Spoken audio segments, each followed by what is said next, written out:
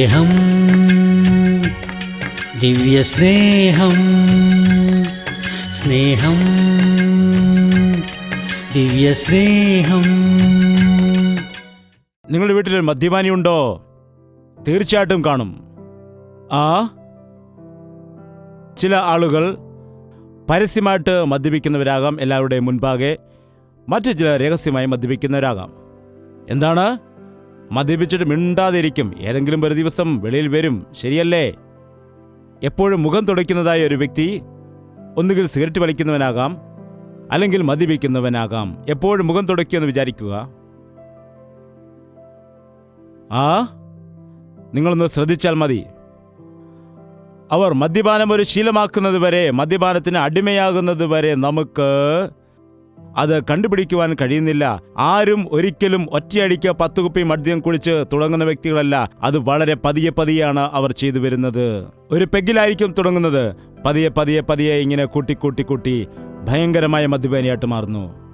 നമ്മൾ അത് ശ്രദ്ധിക്കണം. നിങ്ങളുടെ വീട്ടിലെ പുരുഷന്മാരാകട്ടെ, നിങ്ങളുടെ മക്കളാകട്ടെ, അവർ വ്യത്യാസമായിട്ട് പെരുമാറുന്നുണ്ടെങ്കിൽ, എന്തെങ്കിലും പ്രത്യേക രീതിയിൽ പെരുമാറുന്നുണ്ടെങ്കിൽ നിങ്ങൾ തീർച്ചയായിട്ടും ശ്രദ്ധിക്കേണ്ടതാണ്. നിങ്ങളുടെ അരികിൽ നിന്ന് അവർ മാറി നിൽക്കുവാൻ വേണ്ടി ശ്രമിച്ചാൽ, മൗനമായിരിക്കാൻ ശ്രമിച്ചാൽ അവരെ ശ്രദ്ധിക്കേണ്ടതാണ്. അവരെ അങ്ങനെ തന്നെ വിട്ടാൽ വലിയ ആപത്തിലേക്ക് പോകുന്നത് കൊണ്ട് ആ സമയത്ത് നീ കർത്താവിൻ്റെ സന്നിധിയിൽ ആ വിഷയം വെച്ച് ഉപവസിച്ച് പ്രാർത്ഥിക്കേണ്ടത് അത്യാവശ്യമാണ്. മൗനിക എന്നൊരു മാതാവ്, അവർക്ക് വളരെ താമസിച്ച് ജനിച്ച മകനാണ് അഗസ്റ്റിൻ. ആ മകനെ ഒരുപാട് സ്നേഹിച്ച് അഗസ്റ്റിൻ എന്ന പേരിട്ടു. എന്നാൽ ആ കുഞ്ഞ് വളർന്നു വരുംതോറും വഴിതെറ്റാനിടയായി. ദുഷിച്ച കൂട്ടുകെട്ടുകളിൽപ്പെട്ട് വേശ്യാവൃത്തിയിൽ അടിമയായി തീരുവാനായിട്ടിടയായി. മകനെ, നിന്നെ എനിക്ക് ദൈവം തന്നതാണ്, അതുകൊണ്ട് നീ ദുശ്ശീലത്തിന് അടിമയായി മാറാൻ പാടില്ല എന്ന് അവൻ്റെ അമ്മ അപേക്ഷിക്കുമ്പോൾ, നിന്നെ ഞാൻ ദൈവത്തിന് വേണ്ടി സമർപ്പിച്ചിരിക്കുന്നു എന്ന് പറയുന്ന സമയത്ത്, അതൊന്നും എനിക്കറിയേണ്ട, ഞാൻ എൻ്റെ ഇഷ്ടം പോലെ ജീവിക്കുമെന്ന് പറയുമായിരുന്നു. മാതാവ് നിസ്സഹായതയോടെ ഉപവാസ പ്രാർത്ഥന ചെയ്യുവാൻ ഇടയായി. കർത്താവെ, നീ തന്നെ അവനെ മാറ്റണം. ഈ ലോകത്തിൽ ആർക്കും അവനെ മാറ്റുവാൻ കഴിയുകയില്ല. നിങ്ങൾക്കറിയാമോ, ഒരു പാപിയെ മാറ്റുവാൻ കഴിയുന്ന മരുന്നാകട്ടെ, മന്ത്രമാകട്ടെ, ഇഞ്ചക്ഷനാകട്ടെ ഈ ലോകത്തിൽ ഇല്ല. ഉണ്ടോ? ഡോക്ടറെ, എൻ്റെ വായിൽ നിന്ന് അറിയാതെ ചീത്ത വരികയാണ്. ചീത്ത വരാതിരിക്കാൻ എനിക്കൊരു ഗുളിക തരാമോ, അല്ലെങ്കിൽ ഒരു സർജറി ചെയ്യാമോ എന്ന് ചോദിച്ചാൽ, നിനക്കെന്താ ഭ്രാന്ത് പിടിച്ചോ എന്ന് ഡോക്ടർ ചോദിക്കും. അവനെ ചീത്ത വിളിപ്പിക്കാതിരിക്കാനുള്ള മരുന്നില്ല. പാപം ചെയ്യാതിരിക്കുവാൻ തക്കവണ്ണം ഉള്ളതായ പ്രത്യേക മരുന്നോ മന്ത്രമോ ഒന്നും തന്നെയില്ല. ട്രീറ്റ്മെൻ്റ് ഇല്ല. കൊറോണ രോഗം വന്നു, എന്നാൽ അതിനും വാക്സിൻ കണ്ടുപിടിച്ചിട്ടുണ്ട്. എന്നാൽ പാപത്തിന് മാത്രം യാതൊരു മരുന്നോ വാക്സിനോ ഒന്നും തന്നെ കണ്ടുപിടിച്ചിട്ടില്ല. യേശുവിൻ്റെ നിർദോഷവും നിഷ്കളങ്കവുമായ രക്തമാണ് പാപത്തിൽ നിന്ന് നമ്മെ വിടുവിക്കുവാൻ, പാപത്തിൽ നിന്ന് നമ്മെ കഴുകുവാൻ, നമ്മെ ശുദ്ധീകരിക്കുന്നതിന് വേണ്ടി യേശുക്രിസ്തു കാൽവറിയിൽ രക്തത്തെ ഒഴുക്കി. പാപികളായ മനുഷ്യരായ നമ്മെ വിടുവിക്കുന്നതിന് വേണ്ടി അവൻ കാൽവരി ക്രൂശിൽ യാഗമായി തീർന്നു. നമുക്ക് വേണ്ടി സ്വന്തം ജീവനെ സമർപ്പിച്ച് രക്തം ഒഴുക്കി നമ്മുടെ പാപത്തിൽ നിന്ന് നമ്മെ വിടുവിച്ചു. നമ്മുടെ പാപങ്ങളെ നാം ഏറ്റുപറഞ്ഞാൽ അവൻ വിശ്വസ്തനും നീതിമാനുമായതുകൊണ്ട് സകല പാപത്തിൽ നിന്നും നമ്മെ വിടുവിക്കും. യേശുക്രിസ്തുവിന്റെ വിലയേറിയ രക്തം സകല പാപങ്ങളെയും കഴുകി നമ്മെ ശുദ്ധീകരിക്കുന്നു. നിന്റെ പാപം എത്ര കടും ചുവപ്പായിരുന്നാലും ഞാൻ അതിനെ ഹിമം പോലെ വെളുപ്പിക്കുമെന്ന് കർത്താവ് പറഞ്ഞു. നമ്മുടെ കാലിൽ ചെളി പറ്റിയാൽ നേരെ കൊണ്ടുവന്ന് വെള്ളത്തിൽ കഴിയാൽ ആ ചെളി പോകുവാൻ ഇടയാകും. എന്നാൽ നമ്മുടെ കാലിൽ ടാർ പറ്റുകയാണെങ്കിൽ എന്തു ചെയ്യും? മണലിട്ട് കഴുകുവാനിടയാകും. നമ്മുടെ ഷർട്ടിൽ മഷിയായാൽ എന്തു ചെയ്യും? നാം വെള്ളമൊഴിച്ചാൽ പോകില്ല, സോപ്പിട്ടാൽ പോകില്ല, നാരങ്ങ തേച്ചിട്ട് കളയാനിടയാകും. ഇപ്പോൾ ആരും തന്നെ അങ്ങനെയൊന്നും ചെയ്യുന്നില്ല. എന്താണ്? നാരങ്ങ തേച്ചാൽ ആ മഷി പോകാനിടയാകും. ഓരോന്നിന് ഓരോ രീതിയിലുള്ള മരുന്നുകളാണുള്ളത്. എന്നാൽ പാപത്തെ കഴുകണമെങ്കിൽ എന്താണ് വേണ്ടത്? മണ്ണെണ്ണയും നാരങ്ങയും അതുപോലെ സോപ്പുമൊക്കെ തേച്ച് വൃത്തിയായിട്ട് കഴുകുകയാണ് എങ്കിൽ നിങ്ങളുടെ പാപം പോകുവാനിടയാകുമോ? നീ എത്രത്തോളം കഴുകിക്കളഞ്ഞാലും നിന്റെ പാപം നിന്നിൽ വെളിപ്പെട്ട് വരുന്നത് കാണുന്നു. ഇന്ന് മനുഷ്യൻ തന്റെ പാപത്തെ പോക്കുവാൻ വേണ്ടി ഒരുപാട് മന്ത്രങ്ങളും കാര്യങ്ങളുമെല്ലാം ചെയ്യുന്നു, ഒരുപാട് പരിശ്രമങ്ങൾ ചെയ്യുന്നു. എന്നാൽ പാപത്തിൽ നിന്ന് വിടുതൽ ലഭിക്കണമെങ്കിൽ അതിന് ഒരേയൊരു മരുന്ന് പശ്ചാത്താപം മാത്രമാണ്. നാം അനുതാപത്തോടുകൂടി യേശുവിന്റെ രക്തത്താൽ കഴുകപ്പെടുമ്പോൾ നാം എല്ലാം നിർദോഷികളായിട്ട് മാറുകയാണ്. ആ അഗസ്റ്റിൻ മാതാവ് പ്രാർത്ഥിക്കും തോറും മകൻ വഴിതെറ്റിപ്പോവുകയാണ്. എങ്കിലും ആ അമ്മ ഇടവിടാതെ പ്രാർത്ഥിക്കാനിടയായി. ഒരു ദിവസം ഒരു വേശ്യയുടെ വീട്ടിലേക്ക് പോകുമ്പോൾ അപ്പോൾ രാത്രിയായിട്ടില്ല, അല്പം കഴിഞ്ഞ് വരാമെന്ന് വിചാരിച്ച് അവളുടെ വീട് കഴിഞ്ഞിട്ട് കുറച്ച് മുമ്പോട്ട് പോയിട്ട് തിരികെ വരാമെന്ന് വിചാരിച്ച് പോവുകയാണ്. അവൻ അങ്ങനെ കുറച്ച് മുൻപോട്ട് പോകുമ്പോൾ അവിടെ റോഡരികിൽ ഒരു മീറ്റിംഗ് നടക്കുകയാണ്. കുറെ ആളുകൾ കൂടി നിന്നിട്ട് അവിടെ പാട്ട് പാടുകയാണ്. പാട്ട് കേൾക്കുവാൻ നല്ല രസമുണ്ട്, കേട്ടിട്ട് പോകാമെന്ന് വിചാരിച്ച് അവിടെ നിന്നു. പാട്ട് കഴിഞ്ഞ ഉടൻ തന്നെ അവിടെ ഉണ്ടായിരുന്ന ദൈവദാസൻ ഒരു ചെറിയ പ്രസംഗം നടത്തുകയാണ്. ഇവിടെ പ്രസംഗം നടക്കുമ്പോൾ മാതാവ് വീട്ടിലിരുന്ന് പ്രാർത്ഥിക്കുകയാണ്. ആ ഉപവാസ പ്രാർത്ഥനയുടെ ശക്തിയാൽ ഈ മകൻ ഇവിടെ നിന്ന് ഇത് കേൾക്കാതിരിക്കുവാൻ പരമാവധി ശ്രമിച്ചു, തിരിച്ചു പോകാൻ ശ്രമിച്ചു. എന്നാൽ അറിയാതെ തന്നെ അവനവിടെ നിന്ന് അത് കേൾക്കേണ്ടി വന്നു. അത് കേൾക്കുവാൻ ഇടയായി. ദൈവദാസൻ വചനം പറഞ്ഞതിന് ശേഷം പറഞ്ഞു, ഇത് രക്ഷാദിവസമാണ്, ഇതാകുന്നു പ്രസാദകാലം, ഇന്ന് തന്നെ മാനസാന്തരപ്പെടുക, നിന്റെ പാപങ്ങളെ ഉപേക്ഷിക്കുക എന്ന് പറഞ്ഞപ്പോൾ അവിടെ തന്നെ അഗസ്റ്റിൻ മുഴങ്കാലിൽ വീഴാനിടയായി. അയാൾ തിരികെ പോകാൻ ശ്രമിച്ചപ്പോൾ കാൽ ആണികൊണ്ട് അടിച്ചതുപോലെ അവിടെ നിൽക്കുകയാണ്. അവസാനം അവിടെ തന്നെ വീണ് പശ്ചാത്തപിച്ച് തൻ്റെ ജീവിതം കർത്താവിന് വേണ്ടി സമർപ്പിച്ചു. അവന് വലിയ വിടുതൽ ലഭിച്ചു. അവൻ്റെ സകല പാപത്തിൽ നിന്നും വിടുതൽ ലഭിച്ചു. മാതാവ് എവിടെയോ ഇരുന്ന് പ്രാർത്ഥിക്കുന്നു. എന്നാൽ ഈ വഴിയുടെ നടുവിൽ വെച്ച് മകന്റെ മേൽ ആ പ്രാർത്ഥനയുടെ ശക്തി വെളിപ്പെട്ടു. ആ പ്രാർത്ഥന കഴിഞ്ഞതിന് ശേഷം എനിക്കിനി വേഗം വീട്ടിലേക്ക് പോകണം, എൻ്റെ അമ്മയെ കാണണം, അമ്മ എനിക്ക് വേണ്ടി നാളുകളായിട്ട് പ്രാർത്ഥിക്കുകയാണ് എന്ന് സന്തോഷത്തോടെ തിരികെ പോകുന്നതായ സമയത്ത് ആ വേശ്യ അവിടെ ഇരിക്കുകയാണ്. അവൾ ഇവനെ കാത്തു നിൽക്കുകയാണ്. എന്നാൽ ഇവൻ മാനസാന്തരപ്പെട്ട് പുതിയൊരു ഹൃദയം പ്രാപിച്ച് പുതിയ ജീവിതം പ്രാപിച്ച് മുൻപോട്ട് വരുമ്പോൾ അവൾ അവിടെ നിൽക്കുന്ന കാര്യം തന്നെ അവൻ അറിയുന്നില്ല. അവൻ അവളെ കാണാതെ മുൻപോട്ട് കടന്നു പോവുകയാണ്. അവൾ ഇവനെ കണ്ട് വിളിച്ചു പറഞ്ഞു, Augustine, Augustine, I am she. അവൾ വിളിച്ചു പറയുകയാണ്, ഇത് ഞാനാണ് അഗസ്റ്റിൻ, ഇത് ഞാനാണ് എന്ന് പറഞ്ഞു. അഗസ്റ്റിൻ അപ്പോൾ പിന്തിരിഞ്ഞ് നോക്കാതെ പറഞ്ഞു, you may be she but I am not he എന്ന്. നീ ഒരു പക്ഷേ ആ പെൺകുട്ടിയായിരിക്കാം, എന്നാൽ ഞാൻ മാത്രം ആ പഴയ മനുഷ്യൻ അല്ല. പിന്നീട് സെന്റ് അഗസ്റ്റീനായിട്ട് മാറപ്പെടാനിടയായി, വിശുദ്ധ അഗസ്റ്റീനായിട്ട് മാറി. അതിൻ്റെ കാരണം എന്താണെന്ന് വെച്ചാൽ ആ മാതാവിൻ്റെ കണ്ണുനീരോടുള്ള പ്രാർത്ഥനയാണ്. ഒരു ദിവസം അഗസ്റ്റീൻ സാക്ഷ്യം പറയുകയാണ്, എൻ്റെ അമ്മയുടെ കണ്ണുനീരോട് കൂടിയുള്ളതായ പ്രാർത്ഥനയുടെ പ്രവാഹത്തിൽ എൻ്റെ പാപങ്ങളെല്ലാം മാറി. ഞാൻ ആ കണ്ണുനീരിൻ്റെ ഒഴുക്കിൽപ്പെട്ട് ദൈവത്തിൻ്റെ പൈതലായി ദൈവത്തിൻ്റെ രാജ്യത്തിലേക്ക് ഒഴുകി വരാനിടയായി എന്ന്. നീ പ്രാർത്ഥിച്ചാൽ നിന്റെ വീട്ടിൽ എത്രയോ അത്ഭുതങ്ങൾ നടക്കുമെന്നറിയാമോ? എൻ്റെ ഭർത്താവ് മാറില്ല, എൻ്റെ മകൻ മാറില്ല, എൻ്റെ മകൾ മാറില്ല, എൻ്റെ ഗതി ഇതാണ്, എൻ്റെ ജീവിതത്തിലൊരു നന്മ ഉണ്ടാവുകയില്ല എന്ന് പറഞ്ഞ നിരാശപ്പെടുന്ന നിന്റെ ജീവിതത്തിൽ നിന്നെ നീ തന്നെ ദുഷിക്കുന്നു. എന്നാൽ നിന്റെ ജീവിതത്തിലെ അവസ്ഥകളെ ഓർത്തുകൊണ്ട് നീ നിരാശപ്പെട്ടിരിക്കുന്നു. എന്നാൽ അതുപോലെ എനിക്കിനി വിസ കിട്ടില്ല, എനിക്കിനി നല്ലൊരു ജോലി കിട്ടില്ല, ഞാനിനി എക്സാമിൽ പാസ്സാവുകയില്ല, എനിക്കിനി ഇൻ്റർവ്യൂവിൽ പാസ്സാകുവാനായിട്ട് കഴിയുകയില്ല. 2 തവണ ഇൻ്റർവ്യൂവിൽ പങ്കെടുത്തു, 3 തവണ ഞാൻ പങ്കെടുത്തു, എൻ്റെ മകൾക്കിനി വിവാഹം നടക്കില്ല, ഇപ്പോൾ തന്നെ 10-15 ആലോചനകൾ വന്നു പോയിരിക്കുന്നു, ഇനിയും ഒന്നും തന്നെ നടക്കുന്ന ചാൻസ് ഇല്ല, എനിക്ക് ഉദരഫലം ഉണ്ടാകുന്നില്ല, കല്യാണം കഴിച്ചിട്ട് 3 വർഷമായി 4 വർഷമായി 5 വർഷമായി, ഇനിയും എനിക്ക് കുഞ്ഞുങ്ങൾ ഉണ്ടാകുമോ എന്നുള്ള നിരാശയാലും ഭയത്താലുമായിരിക്കും നീ ആയിരിക്കുന്നത്. ഒരേ ഒരു വഴി മാത്രമേ ഉള്ളൂ. എന്താണത്? ഉപവാസ പ്രാർത്ഥന, കണ്ണുനീരോടുള്ള പ്രാർത്ഥന. ഹന്നായ്ക്ക് കുഞ്ഞുങ്ങളില്ലായിരുന്നു. എന്നാൽ അവിടെ വീട്ടിലെ പെനീന എന്ന സ്ത്രീ, അവൾക്ക് കുഞ്ഞുങ്ങളുണ്ട്. എപ്പോഴും ഇവളെ നിന്ദിക്കുകയാണ്. കുഞ്ഞുങ്ങളില്ല എന്നുള്ള ദുഃഖം ഒരു വശത്ത്, അതുപോലെ മറ്റുള്ളവരാൽ വരുന്നതായ അപമാനവും നിന്നയും മറ്റൊരു വശത്ത്. വിവാഹം കഴിഞ്ഞിട്ട് കുഞ്ഞുങ്ങളില്ലാതിരിക്കുന്ന അനേകം സഹോദരിമാരുടെ ദുഃഖമാണിത്. കുഞ്ഞുങ്ങളില്ലാത്തതായ ദുഃഖം ഒരു വശത്ത്, അതുപോലെ മറ്റുള്ള ആളുകൾ കാണുമ്പോൾ എന്താണ് വിശേഷമായില്ലേ, ഒന്നും വിശേഷമായില്ലേ, നിങ്ങൾക്കെന്താണ് നിങ്ങളുടെ കാര്യം, നോക്കി ജീവിച്ചുകൂടെ എന്ന് പറഞ്ഞാൽ പോരെ. ഇല്ല എന്ന് പറഞ്ഞാൽ പറയും ആ ശരി എന്ന് പറഞ്ഞവർ തിരികെ പോകും. എന്താണ്, ചില ആളുകളാണെങ്കിൽ നിങ്ങളെ തലയിൽ കൈയൊക്കെ വെച്ചിങ്ങനെ അനുഗ്രഹിച്ചിട്ട് പോവും. ഇപ്പോഴും അങ്ങനെ ചെയ്യുന്നതായ ആളുകളൊക്കെ ഉണ്ടോ? അതുകൊണ്ട് നിങ്ങൾ പ്രത്യേകം ശ്രദ്ധിക്കണം. ദയവ് ചെയ്ത് കുഞ്ഞുങ്ങളില്ലാത്ത ആളുകളെ ആരും തന്നെ നിന്ദിക്കുവാൻ പാടില്ല. ദൈവം നൽകുമെന്ന് പറയണം. മക്കൾ യഹോവ നൽകുന്നതായ ദാനം, ഉദരഫലം അവൻ്റെ ബഹുമാനം, അത് ഭാര്യ നൽകുന്നതല്ല, അതുപോലെ ഭർത്താവ് നൽകുന്നതും അല്ല. ചിലർ ഭാര്യയെ എടുത്തിട്ടിരിക്കുന്നത് കാണാം. കുട്ടി ആണാണോ പെണ്ണാണോ എന്ന് തീരുമാനിക്കുന്നത് ഭർത്താവാണോ ഭാര്യയാണോ അതോ ഡോക്ടറാണോ? അത് ആരുടെയും കയ്യിലല്ല ഉള്ളത്. അത് ആരുടെ കയ്യിലാണുള്ളത്? നീ അമ്മയുടെ ഉദരത്തിൽ ഒരു മാംസപിണ്ഡമായിരിക്കുമ്പോൾ തന്നെ നീ ആണായിരിക്കണമോ പെണ്ണായിരിക്കണമോ എന്ന് തീരുമാനിച്ചത് ആരാണ്? ആ ദൈവമായിരുന്നു. അനേകർ കുഞ്ഞുങ്ങളില്ല എന്ന് പറഞ്ഞ് ഭാരപ്പെടുമ്പോൾ പെൺകുഞ്ഞുങ്ങൾ ജനിച്ചു എന്ന് ഭാരപ്പെടുന്ന മറ്റു ചിലരുണ്ട്. എന്താണ്? പെൺകുഞ്ഞുങ്ങളെ കൊണ്ട് എന്താണ് കുഴപ്പം? എത്ര പേർക്ക് പെൺകുഞ്ഞുങ്ങളുണ്ട്? കൈ ഉയർത്താമോ? അബ്ബാ, എത്ര നല്ലവരാണ് നിങ്ങൾ. ചിലർ പറയും കള്ളം പറയുന്നത് കൊണ്ടാണ് പെൺകുഞ്ഞുങ്ങൾ ജനിക്കുന്നതെന്ന്. നമ്മുടെ നാട്ടിലെ ഓരോരോ അന്ധവിശ്വാസങ്ങളെ ഞാൻ പറയുന്നു. എന്നാൽ നിങ്ങളിൽ സ്നേഹം ഏറ്റവും കൂടുതൽ ഉള്ളത് കൊണ്ടാണ് നിങ്ങൾക്ക് പെൺകുഞ്ഞുങ്ങൾ ജനിച്ചിരിക്കുന്നത്.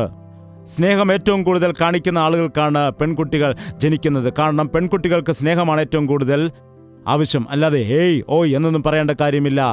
ആ പെൺകുഞ്ഞുങ്ങളെ ഏറ്റവും കൂടുതൽ സ്നേഹിക്കേണ്ടതാണ്. എനിക്ക് വിവാഹം കഴിഞ്ഞു. എനിക്ക് ജനിച്ചത് 3 ആൺകുട്ടികളായിരുന്നു. ഞങ്ങളുടെ വീട്ടിൽ ഞങ്ങൾ ചെറുപ്പത്തിലെ 4 ആൺമക്കളും 4 പെൺകുട്ടികളുമായിട്ടായിരുന്നു സഹോദരങ്ങൾ ഒരുമിച്ച് വളർന്നത്. എന്നാൽ ഞാൻ 3 ആൺകുഞ്ഞുങ്ങളെ വളർത്തി. പെൺകുഞ്ഞില്ലാത്തതിൻ്റെ ഒരു സങ്കടം ഉണ്ടായിരുന്നു. എന്നാൽ എൻ്റെ 3 ആൺമക്കളുടെയും വിവാഹം കഴിഞ്ഞു. എനിക്ക് ഇപ്പോൾ 4 പെൺകുഞ്ഞുങ്ങളാണ് കൊച്ചുമക്കളായിട്ട് കിട്ടിയിരിക്കുന്നത്. ഈ 4 പെൺകുഞ്ഞുങ്ങളും അങ്ങോട്ടും ഇങ്ങോട്ടും സംസാരിച്ച് നടക്കുന്നത് കാണാം. എന്നാൽ എന്നെ കാണുമ്പോൾ ഓടി വന്നിട്ട് അപ്പൂപ്പ അപ്പൂപ്പ എന്ന് പറഞ്ഞ് എൻ്റെ പിറകെ വരും. യഥാർത്ഥത്തിൽ പെൺകുഞ്ഞുങ്ങൾ കാണിക്കുന്നതായ സ്നേഹം, അവരുടെ കരുതൽ, അവർ മാതാപിതാക്കളോട് കാണിക്കുന്നതായ സ്നേഹമൊക്കെ കാണുമ്പോൾ ഒരുപാട് അതിശയമാണ് ഉണ്ടാകാറുള്ളത്. അപ്പാ, ചോറ് കഴിച്ചോ എന്ന് ചോദിക്കുന്നത് ആൺകുട്ടിയായിരിക്കുമോ പെൺകുട്ടിയായിരിക്കുമോ?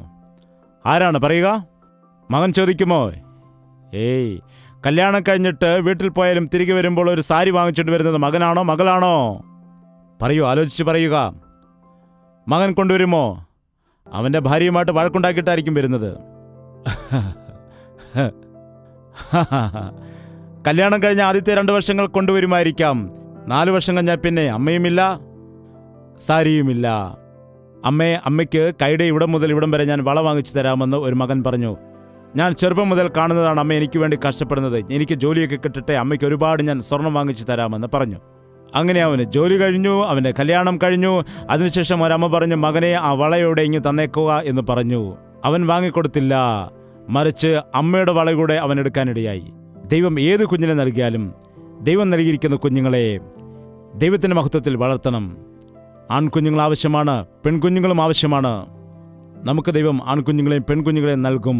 എന്നാൽ നാം അവരെ വളർത്തുന്ന രീതി അനുസരിച്ചാണ് അവർക്ക് വിലയുണ്ടാകുന്നത്. ഈ കാലത്ത് ചില ആൺകുട്ടികളും പെൺകുട്ടികളെക്കാൾ കൂടുതൽ സ്നേഹിക്കുന്നവരുണ്ട്. എൻ്റെ 3 ആൺമക്കളും എന്നെ പെൺമക്കളെക്കാൾ കൂടുതൽ സ്നേഹിക്കുന്നവരാണ്. അവർ മുതിർന്നവരായിട്ടും ഒരു മാറ്റവുമില്ല. അതുപോലെ തന്നെ ചില പെൺകുട്ടികളുമുണ്ട്. കല്യാണം കഴിപ്പിച്ച് വിട്ടാലും പിന്നെ എന്തെങ്കിലും വിശേഷ ദിവസം വരുമ്പോൾ, അമ്മേ ക്രിസ്മസ് വന്നു, ന്യൂ ഇയർ വന്നു, ഓണം വന്നു, എനിക്ക് അത് വേണം ഇത് വേണമെന്ന് പറഞ്ഞ് മാതാപിതാക്കളെ ശല്യം ചെയ്യുന്നതായ പെൺകുഞ്ഞുങ്ങളും ഉണ്ട്. നോക്കുക, ആൺകുട്ടിയാണോ പെൺകുട്ടിയാണോ എന്നതല്ല പ്രധാനം. യേശു കർത്താവിനെ അറിയുന്ന കുഞ്ഞുങ്ങളായിട്ട് അവരെ വളർത്തിയെടുക്കുമ്പോൾ അവർ ആ സ്നേഹം നമുക്ക് പങ്കുവയ്ക്കാനിടയാകും. നിന്റെ ജീവിതത്തിൽ ഒരുപക്ഷെ നിനക്ക് ആൺകുട്ടിയില്ല എന്നുള്ളതായ പെൺകുട്ടിയില്ല എന്നുള്ള കുറവ് തോന്നിയേക്കാം. ജോലിയില്ലായ്മയുടെ കുറവുണ്ടായിരിക്കാം. ഭർത്താവ് മാനസാന്തരപ്പെടുകയില്ല എന്ന് കുറവുണ്ടായിരിക്കാം. അല്ലെങ്കിൽ ഭർത്താവിന് നല്ലൊരു ജോലിയില്ലെന്നുള്ള കുറവുണ്ടായിരിക്കാം. എൻ്റെ ഭർത്താവിനെ ഉപേക്ഷിച്ചു കളഞ്ഞു എന്നുള്ള വിചാരമുണ്ടായിരിക്കാം. നിങ്ങൾ കോടതിയിലല്ല, പോലീസിലല്ല, കർത്താവിൻ്റെ സന്നിധിയിൽ മുഴങ്കാൽ മടക്കി പ്രാർത്ഥിച്ചാൽ പ്രാർത്ഥനയിൽ കൂടി സാധിക്കാൻ കഴിയാത്തതൊന്നും തന്നെ ഇല്ല. അത് നാം വിശ്വസിക്കണം. യെശയ്യാവിന്റെ പുസ്തകം 58-ാം അധ്യായം 3-ാം വാക്യം വായിക്കുന്നു. നോക്കുക. ഞങ്ങൾ നോമ്പ് നോൽക്കുന്നത് നീ നോക്കാതെ ഇരിക്കുന്നത് എന്ത്? ഞങ്ങൾ ആത്മതപനം ചെയ്യുന്നത് നീ അറിയാതെ ഇരിക്കുന്നത് എന്ത്? ഇതു നിങ്ങൾ നോമ്പ് നോൽക്കുന്ന ദിവസത്തിൽ തന്നെ നിങ്ങളുടെ കാര്യാദികളെ നോക്കുകയും നിങ്ങളുടെ എല്ലാ വേലക്കാരെയും കൊണ്ട് അധ്വാനിപ്പിക്കുകയും ചെയ്യുന്നു. വ്യാപാരം ചെയ്തുകൊണ്ട് നീ ഉപവാസത്തിലിരിക്കുന്നു എന്ന് പറയുന്നു. എന്നാൽ നീ ഉപവാസത്തിലിരുന്നു കൊണ്ട് പ്രാർത്ഥിക്കുന്നില്ല. അതുകൊണ്ടാണ് നിനക്ക് മേന്മയുണ്ടാകാത്തത്. നീ ഉപവാസത്തിലാണെന്ന് പറയുന്നു, എന്നാൽ നിന്റെ വേലക്കാരെ കൊണ്ട് കഠിനമായിട്ട് വേല ചെയ്യിക്കുന്നു. യാതൊരു ദയയും കാണിക്കാതെ മറ്റുള്ള ആളുകളെ കൊണ്ട് കഠിന വേല ചെയ്യിപ്പിക്കുന്നു. വളരെ സ്ട്രിക്റ്റായിട്ട് ചെയ്യുക, അത് ചെയ്യുക എന്ന് നീ കൽപ്പിക്കുന്നു. എന്നാൽ ദൈവസന്നിധിയിൽ നീ പറയുന്നു, കർത്താവേ കരുണ കാട്ടണമേ എന്ന്. മറ്റുള്ളവരോട് കഠിനമായി പ്രവർത്തിച്ച് ദൈവസന്നിധിയിൽ കരുണ യാചിച്ചാൽ നിനക്കത് ലഭിക്കുമോ? ദൈവത്തിൻ്റെ ദയ നിനക്ക് വേണമെന്നുണ്ടെങ്കിൽ നീ മറ്റുള്ള ആളുകളോട് ദയ കാണിക്കുവാൻ ഇടയാകണം. അതാണ് വചനം പറയുന്നത്. അടുത്തത്, നിങ്ങൾ വിവാദത്തിനും കലഹത്തിനും ക്രൂരമുഷ്ടി കൊണ്ടും അടിക്കേണ്ടതിനും നോമ്പ് നോൽക്കുന്നു. ഇത് പിശാചിന്റെ ഒരു തന്ത്രമാണ്. ഉപവാസത്തിലിരുന്നിട്ട് പ്രാർത്ഥിക്കാതെ കലഹിക്കാനിടയാകും, പരസ്പരം വഴക്കുണ്ടാക്കും, പരസ്പരം തർക്കത്തിൽ ഏർപ്പെടുകയാണ് ചെയ്യുന്നത്. ഉപവാസമിരിക്കുന്ന വ്യക്തി ദൈവത്തോടാണ് സംസാരിക്കുന്നത്, അല്ലാതെ മറ്റുള്ള വ്യക്തികളോടല്ല. ഉപവാസമിരുന്നു കൊണ്ട് ദൈവത്തിന്റെ സന്നിധിയിൽ നീ പ്രാർത്ഥിക്കാതെ വിവാദങ്ങളിൽ ഏർപ്പെടുകയാണെങ്കിൽ നിന്റെ പ്രാർത്ഥനയ്ക്ക് മറുപടി വരികയില്ല. എന്താണ്? നിങ്ങളുടെ പ്രാർത്ഥന ഉയരത്തിൽ കേൾപ്പാൻ തക്കവണ്ണമല്ല. നിങ്ങൾ ഇന്ന് നോമ്പ് നോൽക്കുന്നത് എനിക്കിഷ്ടമുള്ള നോമ്പും മനുഷ്യൻ ആത്മതപനം ചെയ്യുന്ന ദിവസവും ഇങ്ങനെയുള്ളതാണോ? അതല്ല യഥാർത്ഥത്തിലുള്ള ഉപവാസം. യഥാർത്ഥത്തിലുള്ള ഉപവാസം എന്താണെന്ന് വെച്ചാൽ, നീ നോമ്പെന്നും യഹോവയ്ക്ക് പ്രസാദമുള്ള ദിവസമെന്നും പേർ പറയുന്നത്. 6-ാമത്തെ വാക്യം, അന്യായ ബന്ധനങ്ങളെ അഴിക്കുക, നുകത്തിന്റെ അമിക്കയറുകളെ അഴിക്കുക, പീഡിതരെ സ്വതന്ത്രരായി വിട്ടയക്കുക, എല്ലാ നുകത്തെയും തകർക്കുക. ഇതല്ലയോ എനിക്ക് ഇഷ്ടമുള്ള ഉപവാസം? വിശപ്പുള്ളവന് നിന്റെ അപ്പം നുറുക്കി കൊടുക്കുന്നതും അലഞ്ഞു നടക്കുന്ന സാധുക്കളെ നിന്റെ വീട്ടിൽ ചേർത്തുകൊള്ളുന്നതും നഗ്നനെ കണ്ടാൽ അവനെ ഉടുപ്പിക്കുന്നതും നിന്റെ മാംസരക്തങ്ങളായിരിക്കുന്നവർക്ക് നിന്നെ തന്നെ മറക്കാതെയിരിക്കുന്നതും ഇതല്ലോ എനിക്കിഷ്ടമുള്ള ഉപവാസം. നിങ്ങൾ ഉപവാസത്തിലിരുന്നിട്ട് പലരും നമ്മുടെ നാട്ടിൽ പറയാറുണ്ട്, ഞാൻ കഴിഞ്ഞ ദിവസം ഉപവാസമായിരുന്നു. എന്തായിരുന്നു? അല്ല, അരി തീർന്നു പോയിരുന്നു. അരി തീർന്നു പോയെങ്കിൽ, ആഹാരമില്ലാതെ ഇരിക്കുന്നുവെങ്കിൽ നീ കഴിക്കാതിരിക്കുമ്പോൾ ഉപവാസമിരിക്കുന്നു എന്നല്ല പറയുന്നത്. അതിന് എന്താണ് പറയുന്നത്? പട്ടിണിയിരിക്കുക. അത് പട്ടിണിയിരിക്കുക എന്നതാണ്. എന്നാൽ ആഹാരം ഉണ്ടായിട്ടും കഴിക്കാതെ ഇരിക്കുമ്പോഴാണ് അത് ഉപവാസമായി മാറുന്നത്. ഒരാൾ ചോദിച്ചു, ഇന്ന് കറി എന്താണ്? മീൻ കറി. അയ്യോ, മീനാണോ? ഞാൻ ഉപവസിക്കാൻ വേണ്ടി വിചാരിച്ചതാണ്. ആ ശരി, കുഴപ്പമില്ല, ഇപ്പോൾ തന്നേക്കൂ. ചിലർ അങ്ങനെയാണ്. ശരി, കറി എന്താണ്? അയ്യോ, ഇന്ന് മോര് മാത്രമേ ഉള്ളൂ. ശരി, ഒരു കാര്യം ചെയ്യ്, നാളെ ഉപവസിക്കാൻ വേണ്ടി വിചാരിച്ചതാണ്. കുഴപ്പമില്ല, ഇന്ന് തന്നെ ഉപവസിച്ചേക്കാം, നാളെ നല്ല കറി വയ്ക്കുക. അങ്ങനെ ആഹാരത്തിൻ്റെ കാര്യം നോക്കിയിട്ട് ഉപവസിക്കുന്നത് കൊണ്ട് യാതൊരു പ്രയോജനവുമില്ല. നീ ഉപവസിക്കുന്നതായ സമയത്ത് ആ നേരത്തെ നിന്റെ ആഹാരം മിച്ചമാകുമല്ലോ, ആ നേരത്തെ അരി മിച്ചമാകുമല്ലോ. അത് ഇല്ലാത്ത ആർക്കെങ്കിലും കൊടുക്കുകയാണെങ്കിൽ അതാണ് ദൈവത്തിന് പ്രസാദകരമായിട്ടുള്ള ഉപവാസം. നീ ഒരു നേരം കഴിക്കാതെ ഇരുന്ന് ആ ഒരു നേരം മറ്റാർക്കെങ്കിലും നിന്റെ ആഹാരം കൊടുക്കുമ്പോൾ അത് ദൈവം കണ്ടിട്ട് സന്തോഷിക്കാനിടയാകും. ഉപവാസം എന്നത് പ്രത്യേകമായൊരു നിഷ്ഠയല്ല, ഒരു പ്രത്യേകമായ ആചാരമല്ല. ഉപവാസം എന്ന് പറയുമ്പോൾ ദൈവത്തോട് നിന്റെ ഹൃദയത്തെ പകരുന്നതായ, നിന്റെ ഹൃദയത്തെ പങ്കുവയ്ക്കുന്നതായ അനുഭവമാണ് യഥാർത്ഥത്തിലുള്ള ഉപവാസം എന്ന് പറയുന്നത്. ഞാൻ ചെറുപ്പത്തിൽ ഇന്റർമീഡിയറ്റ് പഠിക്കുന്നതായ സമയത്ത് ഞങ്ങളുടെ കുടുംബത്തിൽ തന്നെ ഒരു സഹോദരി മെഡിസിന് പഠിക്കുന്നുണ്ടായിരുന്നു. അവൾക്ക് ഫൈനൽ എക്സാം വരുന്ന സമയത്ത് അപ്പോൾ ആഹാരം കഴിക്കില്ല. എന്താ ചേച്ചി ആഹാരം കഴിക്കാത്തതെന്ന് ചോദിച്ചാൽ പറയും, നാളെ എക്സാം ഉണ്ട് എന്ന്. പരീക്ഷയുണ്ടെന്ന് പറഞ്ഞ് എന്തുകൊണ്ടാണ് ആഹാരം കഴിക്കാതിരിക്കുന്നത്? ആഹാരവും പരീക്ഷയും തമ്മിൽ എന്താണ് ബന്ധമെന്ന് ചോദിക്കുമ്പോൾ പറയും, ഞാൻ ആഹാരം കഴിക്കുകയാണെങ്കിൽ എനിക്ക് ക്ഷീണമുണ്ടാകാനിടയാകും, അപ്പോഴെനിക്ക് മനസ്സ് ഏകാഗ്രമാക്കുവാൻ കഴിയില്ല, അതുകൊണ്ടാണ് ഒരു നേരം ഉപവസിക്കുന്നതെന്ന് പറയും. അതുപോലെ ദൈവത്തോട് സംസാരിക്കുമ്പോൾ, പ്രാർത്ഥിക്കുന്ന സമയത്ത് നമുക്ക് ക്ഷീണം വരികയാണെങ്കിൽ നമുക്ക് ഉറക്കം വരുവാനിടയാകും. അങ്ങനെ ഉറക്കം വരാതിരിക്കുവാൻ, ഏകാഗ്രത നഷ്ടപ്പെടാതിരിക്കാൻ നാം ദൈവസന്നിധിയിൽ ഉപവസിക്കേണ്ടത് അത്യാവശ്യമാണ്. മറ്റു ചില ആളുകളെ നോക്കുകയാണെങ്കിൽ അവർ ഉപവസിക്കുന്നത് മനുഷ്യരെ ബോധിപ്പിക്കുന്നതിന് വേണ്ടിയാണ്. ചില സഹോദരിമാർ സങ്കടപ്പെട്ട് ഇരിക്കുന്നത് കാണാം. എന്താണ് സഹോദരി, എന്ത് പറ്റിയെന്ന് ചോദിച്ചാൽ പറയും, നിനക്കറിയല്ലേ, ഞാൻ ഉപവസിക്കുകയാണ്, ഞാൻ ഉപവസിച്ചുകൊണ്ട് പ്രാർത്ഥന ചെയ്യുകയാണ്. വലിയ കാര്യമാണെന്നാണ് പറയുന്നത്. മത്തായിയുടെ സുവിശേഷം 6-ാം അധ്യായം 16-ാമത്തെ വാക്യം വായിക്കുക. മത്തായിയുടെ സുവിശേഷം 6-ാം അധ്യായം 16-ാമത്തെ വാക്യം. ഉപവസിക്കുമ്പോൾ നിങ്ങൾ കപട ഭക്തിക്കാരെ പോലെ വാടിയ മുഖം കാണിക്കരുത്. അവർ ഉപവസിക്കുന്നത് മനുഷ്യർക്ക് വിളങ്ങേണ്ടതിന് മുഖം വിരൂപമാക്കുന്നു. അവർക്ക് പ്രതിഫലം കിട്ടിപ്പോയി എന്നു ഞാൻ സത്യമായിട്ട് നിങ്ങളോട് പറയുന്നു. നിങ്ങൾ ഉപവസിക്കുമ്പോൾ കപട ഭക്തിക്കാരെ പോലെ മുഖം വിരൂപമാക്കുവാൻ പാടില്ല. എന്താണ്? 40 രാവും 40 പകലും ഉപവാസ പ്രാർത്ഥന ചെയ്തിട്ട് മോശ മലമുകളിൽ നിന്നും ഇറങ്ങി വരുവാനിടയായി. അവന്റെ മുഖം അപ്പോൾ എങ്ങനെയായിരുന്നു? അത് വാടിയിരിക്കുകയായിരുന്നോ? അവന്റെ കണ്ണ് താഴ്ന്ന മുഖം ശുഷ്കിച്ചിരിക്കുകയായിരുന്നോ? എന്താണ് പറയുക? എങ്ങനെയായിരുന്നു? അവന്റെ മുഖം പ്രകാശിക്കുവാനിടയായി എന്ന് പറയുന്നു. അവൻ്റെ മുഖം നോക്കുവാൻ ആർക്കും കഴിയുന്നില്ല. ലൈറ്റിനെ പോലെയാണ്. അവൻ്റെ മുഖത്ത് മൂടുപടം ഇടേണ്ടതായിട്ട് പിന്നീട് വരുന്നു. ദൈവസന്നിധിയിൽ നാം ഉപവസിച്ച് പ്രാർത്ഥിക്കുമ്പോൾ നമുക്ക് ക്ഷീണമല്ല ഉണ്ടാകുന്നത്, ബലമാണ് ഉണ്ടാകുന്നത്. ബലഹീനതയല്ല ഉണ്ടാകുന്നത്, ശക്തിയാണ് ഉണ്ടാകുന്നത്. ശക്തി ക്ഷയിക്കുകയല്ല, ബലഹീനരായി പോവുകയല്ല. ഈ ശരീരത്തെ നീ അടക്കുന്ന സമയത്ത് നിന്റെ ആത്മാവിന് പുതിയ ബലം ലഭിക്കുവാനിടയാകും. ആത്മാവ് ജഡത്തിന് എതിരാണ്. ശരീരത്തെ അടക്കി വയ്ക്കുകയാണെങ്കിൽ ആത്മാവ് ബലപ്പെടുന്നു. ആത്മാവിനെ അടക്കി വയ്ക്കുകയാണെങ്കിൽ ശരീരം ബലപ്പെടുന്നു. രാവിലെ ഉണർന്നത് മുതൽ എന്തു തിന്നും, എന്തു കുടിക്കും, എന്തു ധരിക്കുമെന്ന് ജഡമനുഷ്യർ ജഡത്തിന്റെ കാര്യങ്ങൾ ആലോചിക്കുന്നു. എന്നാൽ ആത്മാവിന്റെ മനുഷ്യർ ആത്മാവിനുള്ളതാണ് അന്വേഷിക്കുന്നത്. ഉപവസിച്ച് പ്രാർത്ഥിക്കുമ്പോൾ അത് മനുഷ്യരെ കാണിക്കുന്നതിന് വേണ്ടിയല്ല. അടുത്തത് വായിക്കുക.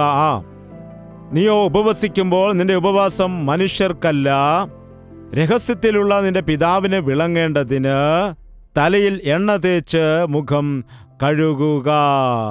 രഹസ്യത്തിൽ കാണുന്ന നിന്റെ പിതാവ് നിനക്ക് പ്രതിഫലം നൽകും. പിതാവ് നിനക്ക് പ്രതിഫലം നൽകും. ഉപവസിക്കുന്ന സമയം നിന്റെ തലയിൽ എണ്ണ തേച്ച് നിന്റെ മുഖം കഴുകിക്കൊണ്ട് സന്തോഷത്തോടെ നീ കർത്താവിൻ്റെ സന്നിധിയിൽ പ്രാർത്ഥിക്കുക. കർത്താവ് നിന്നെ കാണുന്നുണ്ട് എന്ന് തിരിച്ചറിഞ്ഞുകൊണ്ട് കർത്താവിൻ്റെ മുൻപിൽ നിന്റെ ഹൃദയത്തെ നേരെയാക്കുക. അപ്പോൾ അവൻ മറുപടി നൽകും. എനിക്കങ്ങനെ ഉപവസിക്കാനുള്ളതായ അവസരങ്ങൾ ലഭിക്കില്ല എന്ന് പറഞ്ഞാൽ എല്ലാ വെള്ളിയാഴ്ചയും ഉപവാസം ഇരിക്കുക, എല്ലാ ബുധനാഴ്ചയും ഉപവാസം ഇരിക്കുക. പരീശന്മാർ ആഴ്ചയിൽ 2 തവണ ഉപവസിക്കുമായിരുന്നു. ഞാൻ ആഴ്ചയിൽ 2 നേരം ഉപവസിക്കുന്നു, എൻ്റെ വരുമാനത്തിനെല്ലാം ദശാംശം കൊടുക്കുന്നു. അപ്പോൾ ദൈവം പറയുന്നു, നിങ്ങളുടെ ഭക്തി പരീശന്മാരുടെയും ശാസ്ത്രിമാരുടെയും ഭക്തിയെ തികഞ്ഞു വരുന്നില്ല എങ്കിൽ നിങ്ങൾ എനിക്ക് പ്രിയപ്പെട്ടവരല്ല. നാം ആഴ്ചയിൽ 3 തവണ 1 നേരമെങ്കിലും ഉപവാസം ഇരിക്കേണ്ടതാണ്. ഇപ്പോൾ പുതുതായി വാട്ടർ ഫാസ്റ്റിംഗ് എന്ന് പറയുന്നുണ്ട്. അതായത് വെള്ളം മാത്രം കുടിച്ചുകൊണ്ട് ആഹാരം കഴിക്കാതെ ഉപവസിക്കുന്ന രീതി. അതായത് ഇക്കാലത്ത് നമ്മുടെ ശരീരത്തിന് ആരോഗ്യം കുറവാണ്. അതുപോലെ നമ്മുടെ അന്തരീക്ഷം വളരെ മോശമാണ്. ദഹനക്രിയകൾ ശരിയായി നടക്കുന്നില്ല. തൈറോയിഡിൻ്റെ പ്രശ്നമുണ്ട്, ഷുഗറിൻ്റെ പ്രശ്നമുണ്ട്, അതുപോലെ BP, അങ്ങനെ പലവിധത്തിലായ രോഗങ്ങളുണ്ട്. നമ്മുടെ ശരീരത്തിന് പലവിധമായ ബലഹീനതകളുണ്ട്. നമ്മൾ വെള്ളം കൂടുതൽ കുടിക്കുമ്പോൾ നമ്മുടെ ശരീരത്ത് ശുദ്ധീകരണം നടക്കുവാനിടയാകുന്നു. അതുപോലെ നമ്മുടെ വയറ്റിൽ ഉള്ളതായ അനാവശ്യമായ മാലിന്യങ്ങളെല്ലാം പുറംതള്ളപ്പെടുവാനിടയാകുന്നു. അപ്പോൾ ആരോഗ്യപരമായി തീരും. ഡോക്ടർമാർ പറയുന്നു, ആഴ്ചയിൽ 1 ദിവസം ഉപവസിക്കുകയാണെങ്കിൽ വയറിന് അസുഖം വരില്ല എന്നാണ്. എന്താണ്?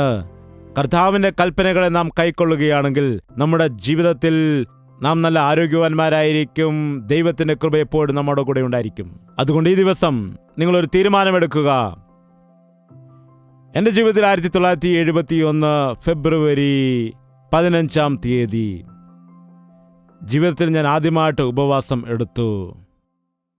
അന്ന് ആ ചർച്ചിൽ മീറ്റിംഗ് കഴിഞ്ഞതിന് ശേഷം ഇതാകുന്നു പ്രസാദകാലം, ഇതാകുന്നു രക്ഷാദിവസം എന്ന് പറഞ്ഞപ്പോൾ അന്നു ഞാൻ വീട്ടിലേക്ക് മടങ്ങിപ്പോകാതെ ആ രാത്രിയിൽ തന്നെ ആ സഭയിൽ ഇരുന്നു കൊണ്ട് വളരെ ആഗ്രഹത്തോടുകൂടി ഉപവാസത്തോടുകൂടി, കർത്താവെ നീ എന്നെ തൊടയണമേ, അതുപോലെ നീ എന്നോട് സംസാരിക്കണമേ എന്ന് ആ രാത്രിയിൽ പ്രാർത്ഥിക്കുവാനിടയായി. അന്ന് വെളുപ്പിനെ 1:45 സമയത്ത് കർത്താവിനോട് സംസാരിച്ചു. ഞാൻ സഭയുടെ ഒരു മൂലയിൽ, അന്ന് ഞാൻ മാത്രമേ ഉള്ളൂ, എല്ലാവരും കടന്നു പോയിരിക്കുന്നു. സഭയുടെ ഒരു മൂലയിൽ അങ്ങോട്ടും ഇങ്ങോട്ടും നടന്ന് കണ്ണു തുറന്ന് പ്രാർത്ഥിക്കുകയാണ്. ഒരു മൂലയിൽ നിന്ന് വലിയൊരു പ്രകാശം എൻ്റെ മുഖത്തേക്ക് അടിക്കുവാനിടയായി. അവിടെ ഞാൻ കണ്ടു, ക്രൂശിൽ കർത്താവ് കിടക്കുന്നു. അവൻ്റെ മുഖം വെട്ടിത്തിളങ്ങുകയാണ്. അവൻ്റെ മുഖത്ത് നോക്കുവാൻ കഴിയില്ല, മുഖം പ്രകാശം കൊണ്ട് വിളങ്ങുകയാണ്. അവൻ്റെ മുഖത്ത് അതുകൊണ്ട് നമുക്ക് നോക്കുവാനായിട്ട് കഴിയുകയില്ല. മുഖം പ്രകാശത്താൽ വെട്ടിത്തിളങ്ങുന്നു. അതോടൊപ്പം ക്രൂശിൻ്റെ രൂപം എനിക്ക് കാണുവാൻ കഴിഞ്ഞു. അപ്പോൾ തന്നെ ഞാൻ താഴെ വീണു. പിന്നീട് രാവിലെ 8:20 വരെയും ഞാൻ കണ്ണുനീരോടെ അവിടെ കിടന്ന് പ്രാർത്ഥിക്കാനിടയായി. ഉച്ചരിച്ചു കൂടുവാൻ കഴിയാത്ത മൂളലുകളാൽ, ഞരക്കങ്ങളാൽ എൻ്റെ പാപങ്ങളെല്ലാം തന്നെ പരിശുദ്ധാത്മാവ് എന്നിൽ കൂടി ഏറ്റുപറയുവാനിടയായി. എൻ്റെ ജീവിതത്തിൽ വലിയൊരു അനുഭവം പ്രാപിച്ചു. അതായിരുന്നു എൻ്റെ രക്ഷയുടെ ദിവസം. അതുകൊണ്ടാണ് അന്നു മുതൽ എനിക്ക് കാൽവറി എന്ന് കേൾക്കുന്നതിന് ഇഷ്ടമാണ്. ആ കാൽവറി ദർശനമാണ് എൻ്റെ ഹൃദയത്തെ തകർത്തത്, എൻ്റെ ജീവിതത്തിൻ്റെ ലക്ഷ്യത്തെ മാറ്റിമറിച്ചത്. എൻ്റെ പാപങ്ങൾക്ക് ക്ഷമ ലഭിക്കുവാനിടയായി. കർത്താവിൻ്റെ ദർശനം എനിക്ക് കെട്ടിതിൽ കൂടി. അതിനുശേഷം അനേക തവണ അനേക വിഷയങ്ങളിൽ കർത്താവിൻ്റെ സന്നിധിയിൽ ഉപവാസമിരുന്ന് പ്രാർത്ഥിക്കുമ്പോൾ ഒരു മദ്യപാനിക്ക് വേണ്ടി, വ്യഭിചാരിക്ക് വേണ്ടി, ഒരു കള്ളന് വേണ്ടി കർത്താവിൻ്റെ സന്നിധിയിലിരുന്ന് കർത്താവേ അവരെ നീ ദർശിക്കണമേ എന്ന് അവർക്ക് വേണ്ടി പ്രാർത്ഥിക്കുന്ന സമയത്ത് അവർ വരുന്ന ആഴ്ചകളിൽ കടന്നു വരുമ്പോൾ മാനസാന്തരപ്പെട്ട് ആ മദ്യപാനത്തിൽ നിന്ന് പൂർണ്ണ വിടുതൽ പ്രാപിച്ച് രക്ഷിക്കപ്പെട്ട് കർത്താവിൻ്റെ സന്നിധിയിൽ അനുസരണയോടെ കടന്നു വരുന്നത് എൻ്റെ ജീവിതത്തിൽ കാണുവാൻ കഴിയുന്നുണ്ട്. അങ്ങനെ അനേക അനുഭവങ്ങൾ എനിക്കുണ്ട്. ഹല്ലേലൂയ. എഴുന്നേറ്റ് നിൽക്കാം, നമുക്ക് പ്രാർത്ഥിക്കാം. കണ്ണുകൾ അടച്ചുകൊണ്ട് നിങ്ങളുടെ കർത്താവിനോട് പറയുക, കർത്താവ്, ഇതാകുന്നു എൻ്റെ പ്രശ്നം, ഇതാകുന്നു എൻ്റെ ആവശ്യം. എൻ്റെ മക്കൾ മാനസാന്തരപ്പെടണം, എൻ്റെ കുടുംബം പണിയപ്പെടണം, എനിക്ക് ഗർഭഫലം വേണം, എൻ്റെ ശരീരത്തിലെ രോഗങ്ങളെയെല്ലാം മാറ്റണമേ. ഈ ബിപിയും തൈറോയിഡും കാരണം ഭാരപ്പെടുകയാണ് ചെയ്യുന്നത്. എൻ്റെ രക്തത്തിൽ അണുക്കൾ ഉണ്ട്, എൻ്റെ ശരീരത്തിൽ രോഗങ്ങളുണ്ട്, എൻ്റെ ഞരമ്പുകൾ ബലഹീനമായിരിക്കുന്നു, എൻ്റെ ഹൃദയത്തിൽ ഇൻഫെക്ഷൻ ഉണ്ട്, എൻ്റെ ശരീരത്ത് പലവിധമായ രോഗം ബാധിച്ചിരിക്കുകയാണ്.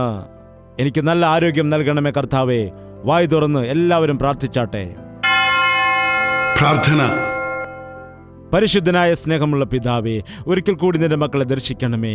കരങ്ങൾ ഉയർത്തിക്കൊണ്ട് വായ് തുറന്ന്, കർത്താവേ, ഇതാകുന്നു എൻ്റെ പ്രശ്നം, ഇതാകുന്നു എൻ്റെ ദുഃഖം, ഇതാകുന്നു എൻ്റെ അവസ്ഥകൾ. എനിക്കതുകൊണ്ട് പ്രാർത്ഥിക്കുവാൻ കഴിയുന്നില്ല, വചനം വായിക്കുവാൻ കഴിയുന്നില്ല, ഞാൻ ബലഹീനനായി പോകുന്നു, പലപ്പോഴും ഭയപ്പെട്ടു പോവുകയാണ് ചെയ്യുന്നത്. അതുകൊണ്ടാണ് പിശാച് എൻ്റെ മേലിപ്പോൾ ഭരണം നടത്തുന്നത്. പിശാച് എന്നെ കീഴ്പ്പെടുത്തുകയാണ് ചെയ്യുന്നത്. ഞാൻ ശരീര ഇച്ഛകൾക്ക് വഴങ്ങുന്നു, ലോകപ്രകാരമുള്ള ചിന്തകൾക്ക് വഴങ്ങുന്നു, പലവിധമായ കുടുക്കുകളിൽ പെട്ടു പോയിരിക്കുകയാണ്, പലവിധമായ പ്രശ്നങ്ങളിൽ ഞാൻ അകപ്പെട്ടു പോയിരിക്കുകയാണ്. കർത്താവേ, എനിക്ക് വിടുതൽ നൽകണമേ, എനിക്ക് സമാധാനമില്ല, എനിക്ക് സമാധാനം നൽകണമേ, എന്നെ എഴുന്നേൽപ്പിക്കണം. ഈ കുഴഞ്ഞ ചേറ്റിൽ നിന്ന് എന്നെ നീ എഴുന്നേൽപ്പിക്കണമേ, ഉറപ്പുള്ള പാറയിൽ എന്നെ നീ നിർത്തണമേ എന്ന് ആരൊക്കെയാണോ കർത്താവെ പ്രാർത്ഥിക്കുന്നത്, അവരുടെ പ്രാർത്ഥനകളെ നീ കൈക്കൊള്ളണമേ. ആർക്ക് ഏത് രോഗമാണുള്ളത്, ആർക്ക് ഏത് പ്രശ്നമാണുള്ളത്, ഏത് പ്രതിസന്ധിയാണുള്ളത്, ഓരോരുത്തരും അനുഭവിക്കുന്ന സകല പ്രശ്നങ്ങളെയും നന്നായിട്ട് അറിയുന്ന ദൈവമാകുന്നുവല്ലോ നീ. ഹൃദയത്തിന്റെ ആഗ്രഹങ്ങളെ നിവർത്തിക്കുന്നവനാണല്ലോ. ഞങ്ങൾ ചോദിക്കുന്നതിലും അത്യന്തപരമായി ഞങ്ങൾക്ക് വേണ്ടി ചെയ്യുന്ന ദൈവമാകുന്നുവല്ലോ. നിന്റെ സന്നിധിയിലേക്ക് ഞങ്ങൾ കടന്നു വരികയാണ്. ഞങ്ങൾക്ക് രക്ഷ വേണം, ഞങ്ങൾക്ക് വിടുതൽ വേണം, ഞങ്ങൾക്ക് മാനസാന്തരം വേണം. എൻ്റെ മക്കൾ മാറണം, എൻ്റെ ഭർത്താവ് മാറണം, എൻ്റെ കുടുംബത്തിൽ അഭിവൃദ്ധി ഉണ്ടാകണം, എൻ്റെ ജീവിതത്തിൽ സമാധാനമുണ്ടാകണം, ഈ എക്സാമിൽ ഞാൻ പാസ്സാകണം, എനിക്ക് ജ്ഞാനം നൽകണം. അങ്ങനെ ഏതെല്ലാം ആവശ്യങ്ങൾക്ക് വേണ്ടിയാണോ പ്രാർത്ഥിക്കുന്നത്, പ്രാർത്ഥന കേൾക്കണമേ അപ്പ. പിശാചിട്ടിരിക്കുന്നതായ സകല ബന്ധനങ്ങളെയും നസ്രയനായ യേശുക്രിസ്തുവിന്റെ നാമത്തിൽ വിടുവിക്കുകയാണ് കർത്താവേ. അടഞ്ഞുപോയ ഗർഭങ്ങളെ നസ്രയനായ യേശുക്രിസ്തുവിന്റെ നാമത്തിൽ തുറക്കുമാറാകട്ടെ. വരുന്ന വർഷം കുഞ്ഞുമായിട്ട് വന്നിട്ട് നിന്നോട് സാക്ഷ്യം പറയുവാൻ സഹായിക്കണമേ അപ്പ. ഇപ്പോൾ എക്സാമുകൾ അടുത്തിരിക്കുന്നു, എക്സാം എഴുതാൻ പോവുകയാണ്. വിജയിക്കുമോ ഇല്ലയോ എന്നുള്ള ഭയത്തോടെ ആയിരിക്കുന്നതായ നിന്റെ മക്കൾക്കെല്ലാം നീ നല്ല വിജയം നൽകിയവരെ ബലപ്പെടുത്തണമേ. അവർ ഉന്നതമായ വിജയങ്ങളെ നേടിയെടുക്കുവാൻ തക്കവണ്ണമുള്ള കൃപ അവർക്ക് കൊടുക്കുമാറാകണമേ എന്ന് യേശുക്രിസ്തുവിന്റെ നാമത്തിൽ അപേക്ഷിക്കുന്നു പിതാവേ. നമ്മുടെ പിതാവായ ദൈവത്തിന്റെ സ്നേഹവും പുത്രനായ യേശുക്രിസ്തുവിന്റെ കൃപയും ആശ്വസിപ്പിച്ച് വഴി നടത്തുന്ന പരിശുദ്ധാത്മാവിന്റെ കൂട്ടായ്മയും സഹവാസവും നാം ഓരോരുത്തരോടും പ്രാർത്ഥിച്ച സകല വിഷയങ്ങളോടും ഇന്നു മുതൽ എന്നേക്കും ഉണ്ടായിരിക്കുമാറാകട്ടെ. ആമേൻ, ആമേൻ, ആമേൻ. യേശുവേ, യേശുവേ, യേശുവേ, യേശുവേ.